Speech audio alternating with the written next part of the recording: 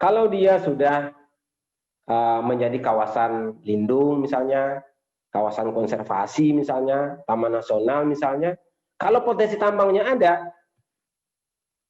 harus direlakan kemudian dilakukan eksplorasi dan eksploitasi pertambangan.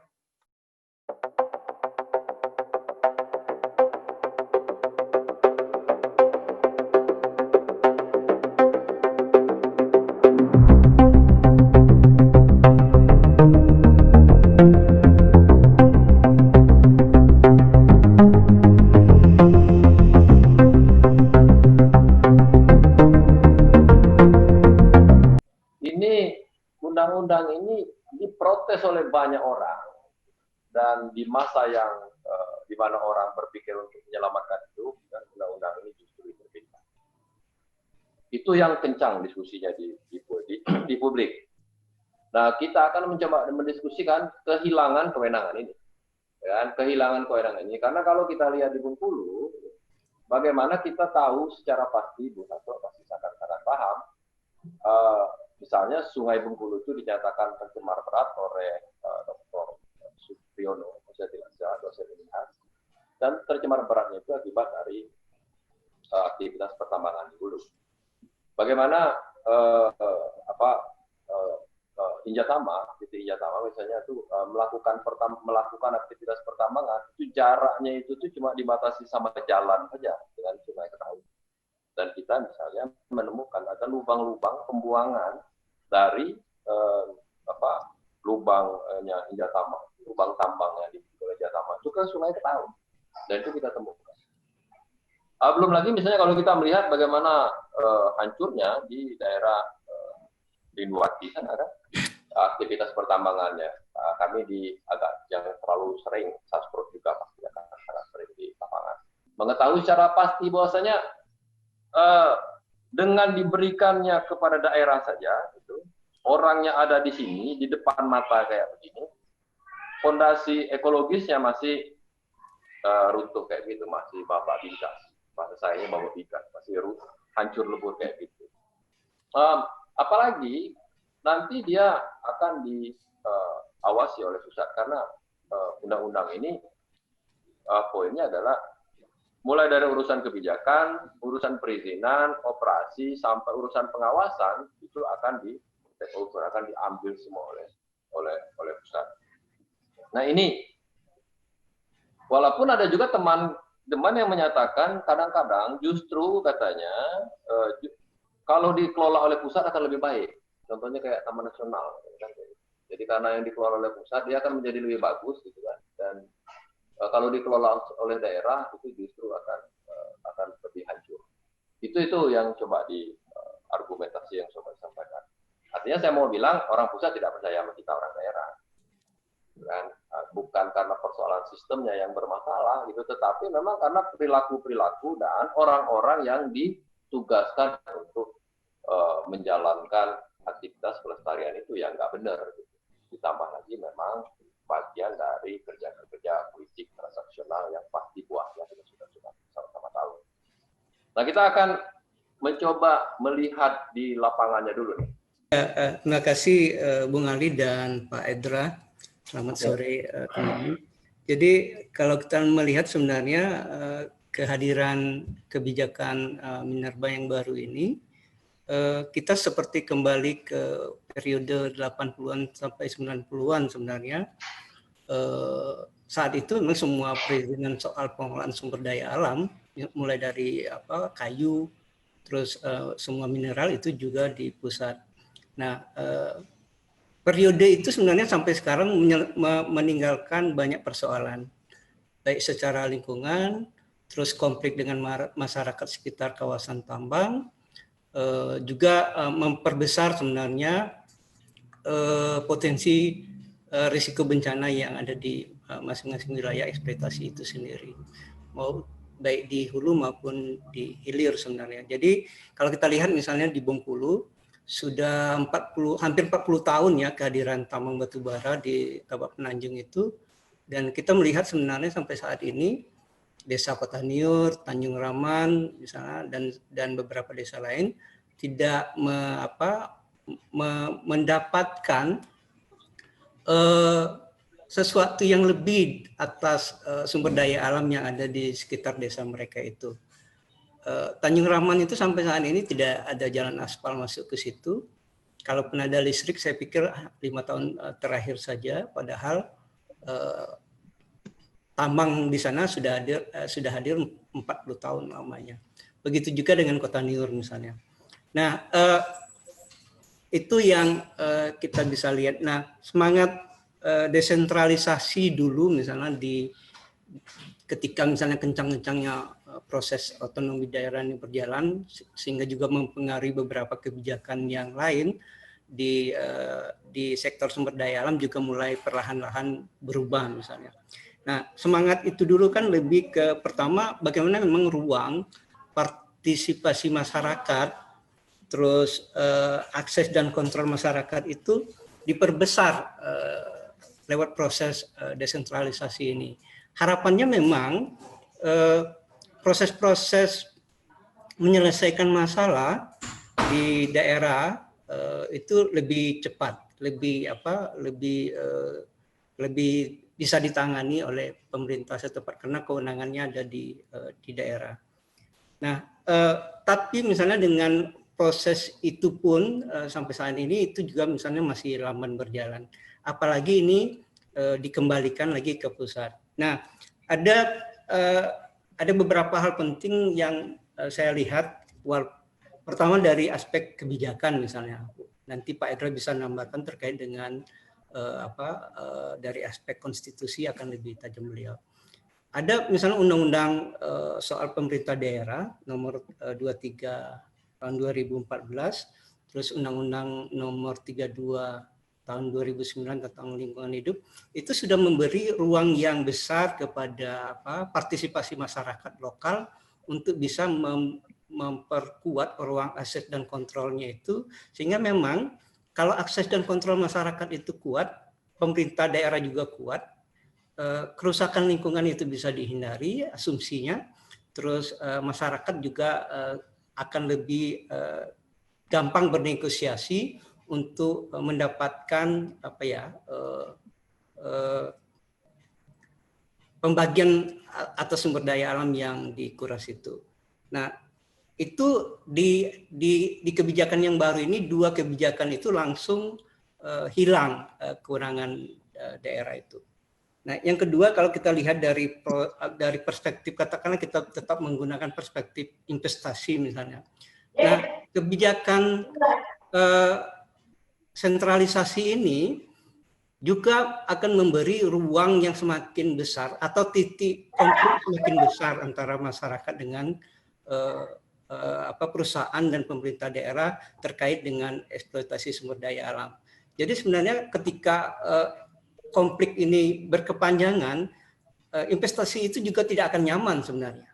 Dan pemerintah daerah dalam hal ini akan kelelahan juga menghadapi gerakan masyarakat sipil untuk memperjuangkan hak-hak mereka yang dilanggar atau dirampas oleh perusahaan itu.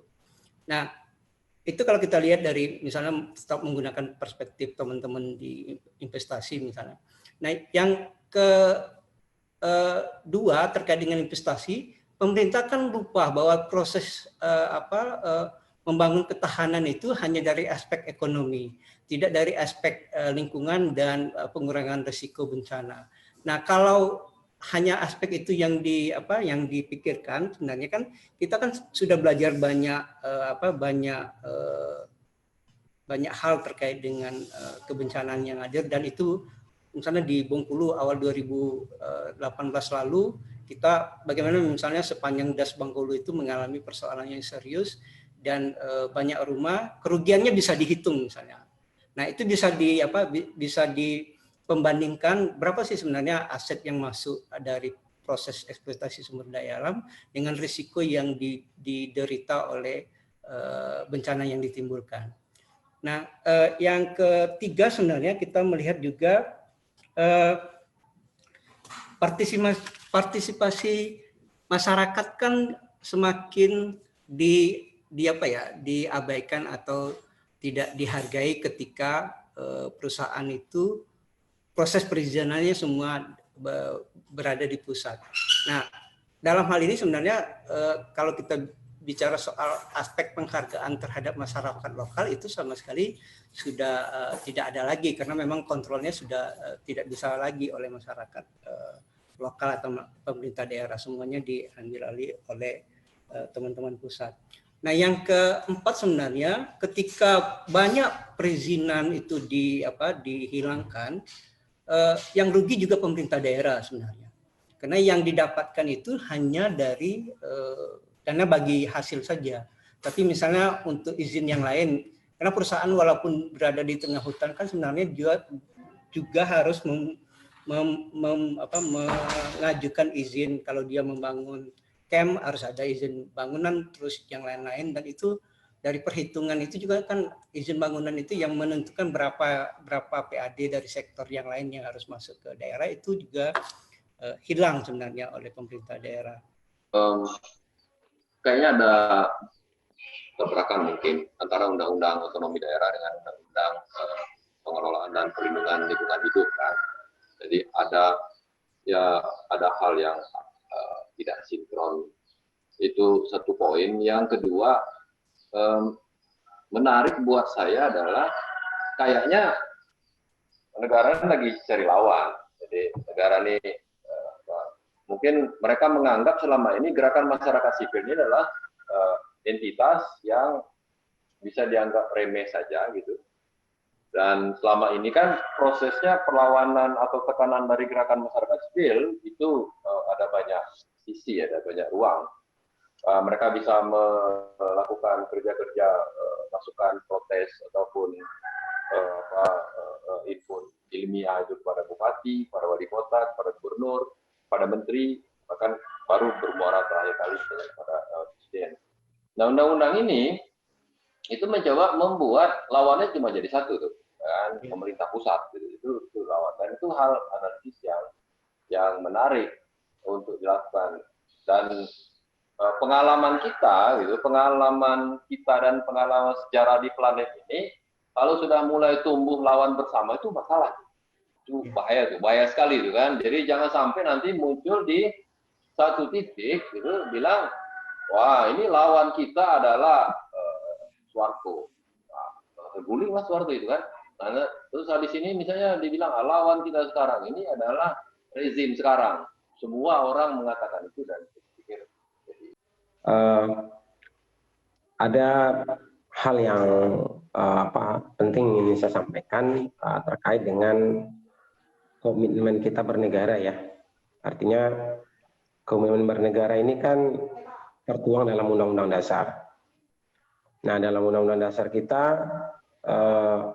jelas dikatakan bahwa sumber daya alam ya itu dikuasai oleh negara dan dipergunakan sebesar-besarnya untuk kemakmuran rakyat gitu ya. Nah, penguasaan oleh negara ini kan memang ditempatkan pada perspektif kedaulatan negara berdaulat di situ. Nah, negara kemudian dapat memberikan pengelolaannya kepada pada individu atau pada badan hukum perdata dengan satu perizinan, kan itu ya. Nah, izin, jadi negara lah yang menentukan apakah permohonan untuk usaha kegiatan itu memenuhi persyaratan atau tidak, layak atau tidak, mempunyai manfaat baik secara ekonomi bagi masyarakat atau lingkungan, itu ada sepenuhnya pada negara.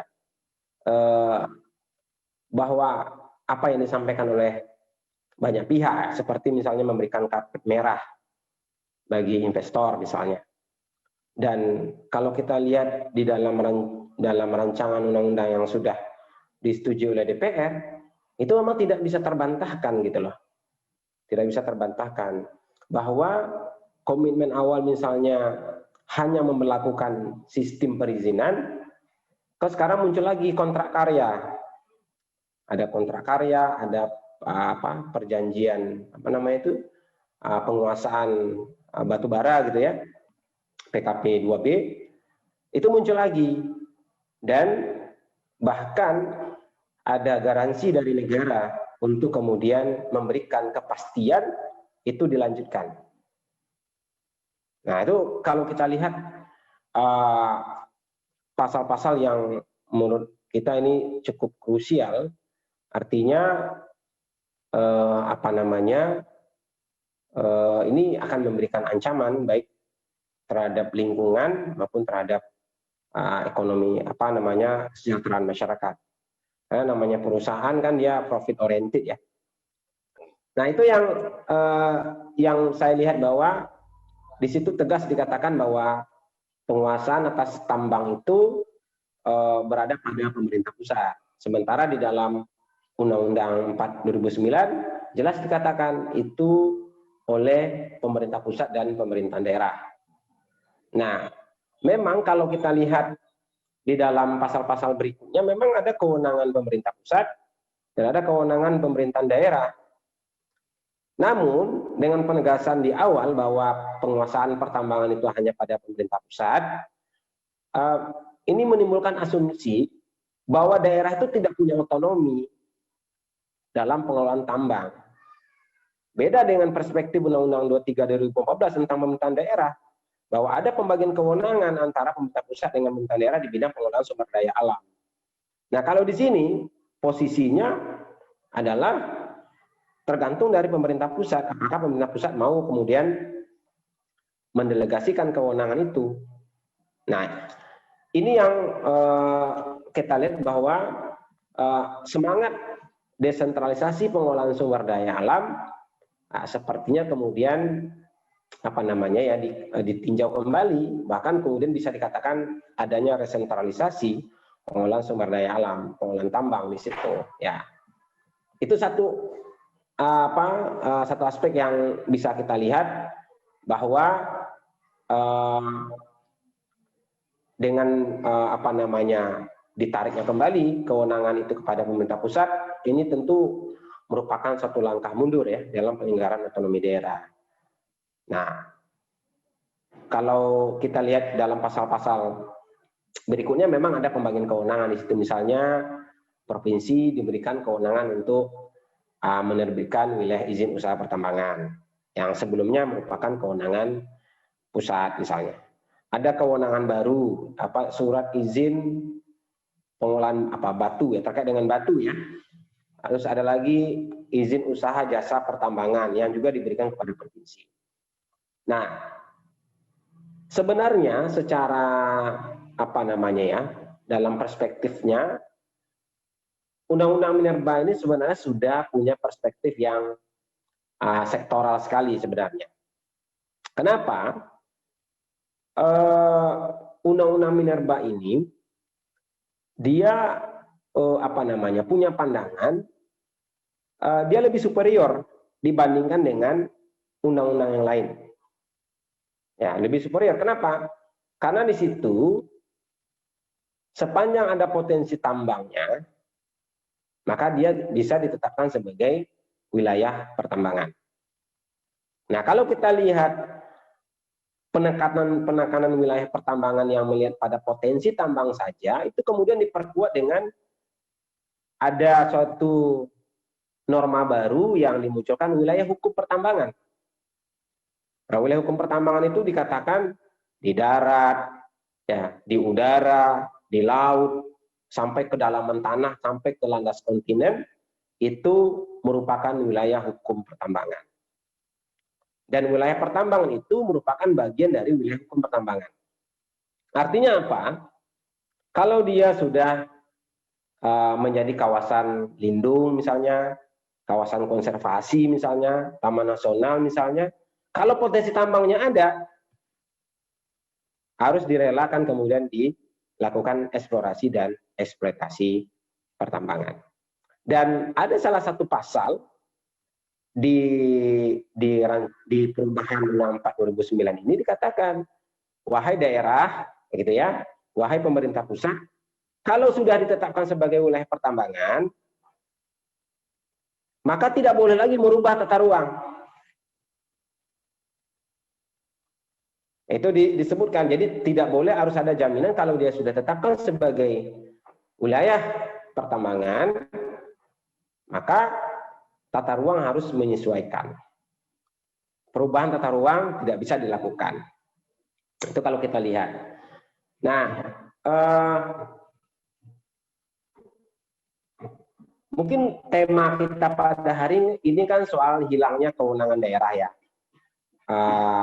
Memang itu bisa dipahami kalau kita baca pasal 4-nya, di situ tegas dikatakan penguasaan mineral batu bara itu diselenggarakan hanya oleh pemerintah. Bandingkan dengan pasal 4 Undang-Undang 4 2009, penguasaan mineral batu bara itu diselenggarakan oleh pemerintah dan atau pemerintahan daerah. Nah, itu salah satu pasal yang kemudian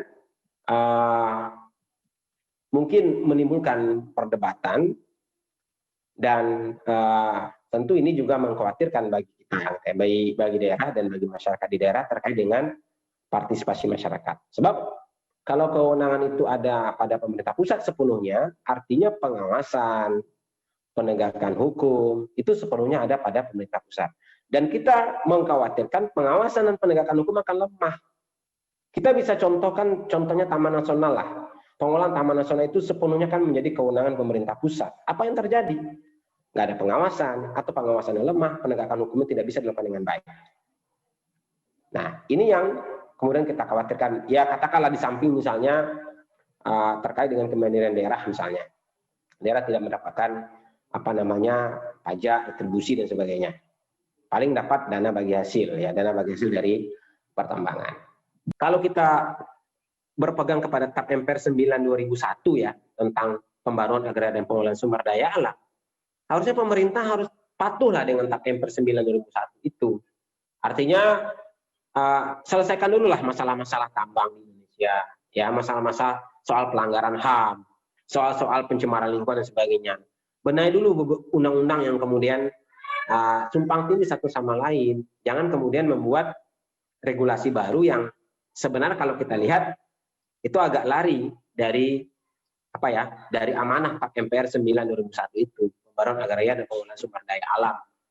Dan sah-sah saja kalau ada pihak yang menyatakan bahwa ini sepertinya pemerintah memberikan karpet merah bagi para investor ya. Kita nggak tahu investor mana gitu ya. Yang pasti dari beberapa pasal yang saya sampaikan tadi menunjukkan bahwa itu secara hukum memang ada, dan tentu karena sudah diatur oleh hukum seperti itu ya, tentu para investor akan tepuk tangan ya, terutama investor yang kemudian hanya bicara tentang profit oriented ya. Demikian Bang Ali. Oke, ku tangkap poin penting ya, ada beberapa poin yang penting. Silakan Sas, dilanjut responnya. Ya, saya tetap melihat sebenarnya kita masih ada peluang satu, saya pikir Bung Ali dan Bung Edra.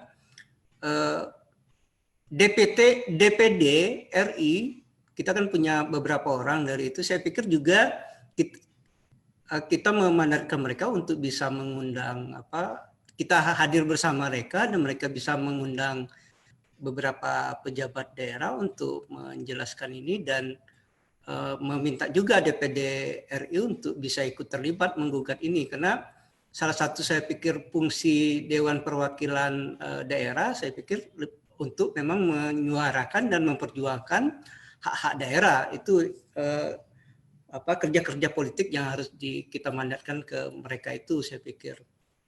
Nah, yang kedua saya pikir juga memang karena ini baru dan teman-teman di tingkat nasional juga saya yakin juga punya concern yang besar dan kuat ini, ya memang kegiatan yang seperti ini yang kita mendiskusikan tetap menyuarakan ini menjadi penting dilakukan di banyak lembaga, di banyak daerah, sehingga juga dilihat bagian dari persoalan bersama yang harus kita gugat di pemerintahan pusat itu. Nah, yang ketiga saya pikir juga ujung-ujungnya kalau memang tidak bisa proses-proses politik diselesaikan, terpaksa memang jalur-jalur gugatan secara hukum ke Mahkamah Konstitusi dan juga bagian dari agenda masyarakat sipil untuk melakukan perlawanan terhadap kebijakan ini, itu saya pikir itu menjadi penting kita respon dalam waktu dekat terkait dengan kebijakan baru ini, sehingga teman-teman di tingkat nasional punya semangat juga untuk melakukan kerja ini di tingkat nasional, dan di daerah juga semakin luas orang yang paham dampak dari kebijakan ini. Saya pikir 3 hal itu menjadi penting terus kita lakukan, Bung Ali dan Pak Edra. Ya, benar seperti yang kau bilang itu.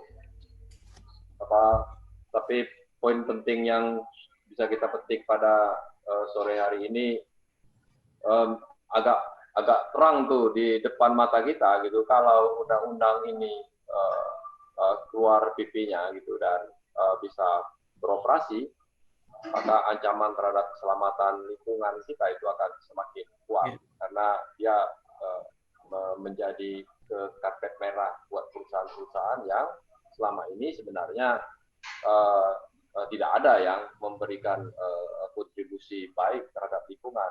Tidak ada aktivitas pertambangan itu yang berkontribusi baik terhadap aktivitas pertambangan. Itu satu yang bisa kita petik pada hari ini. Yang kedua, ada banyak hal juga sebenarnya yang saling sikut dalam regulasi ini. Jadi mulai dari TAP MPR, undang-undang otonomi daerah gitu, dan semuanya itu sepertinya ditegaskan. Terus kita beranilah kita mendeklarasikan diri bahwasanya undang-undang sektoral yang seharusnya sangat teknis ini gitu kan, ini ingin berusaha gitu untuk tumbuh menjadi raksasa baru gitu, dan menjadi undang-undang payung, undang-undang besar. Jadi mereka mau bikin negara ini menjadi negara tambang lewat undang-undang ini. Dan kalau dilihat dari semantiknya, dilihat dari redaksionalnya, itu sangat mungkin itu bisa dilakukan. Tapi mereka tidak tahu bahwasannya negeri ini tumbuh dari sebuah proses perjuangan juga yang tidak manis. Jadi negeri ini merdeka dan tumbuh dan bertahan sampai dengan sekarang itu dari kelompok-kelompok yang terkenal militan pada banyak wilayah, terkenal suka mempertahankan haknya sampai titik darah penghabisan di banyak wilayah juga. Dan saya melihat undang-undang ini sebenarnya mencoba menguji apakah kita masih sayang atau tidak terhadap negara ini kan. Saya justru melihatnya seperti itu karena rezim yang sekarang itu belum cukup siap juga kalau mau dijadikan lawan bersama atau mau dijadikan musuh bersama gitu, dan ingin digulingkan. Saya pikir belum sampai ke situ juga cara berpikir. Tapi ya itu waktu yang akan mencoba menjawabnya. Terima kasih Bung Sastro, Bung Edra atas diskusinya. Kita diskusinya 1 jam 10 menit. Mari ini juga dalam kerangka memupuk semangat perlawanan ini, karena kita tidak mau wilayah kita itu diintimidasi, dizolimi atau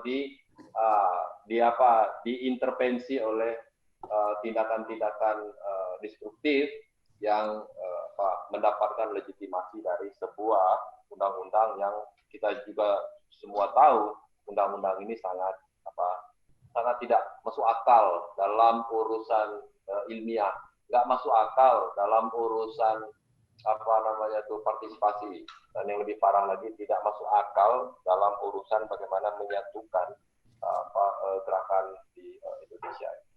Saya pikir begitu. Terima kasih sekali lagi. Assalamualaikum warahmatullahi wabarakatuh. Waalaikumsalam warahmatullahi wabarakatuh. Bang Ali, Bang Sastro, semuanya.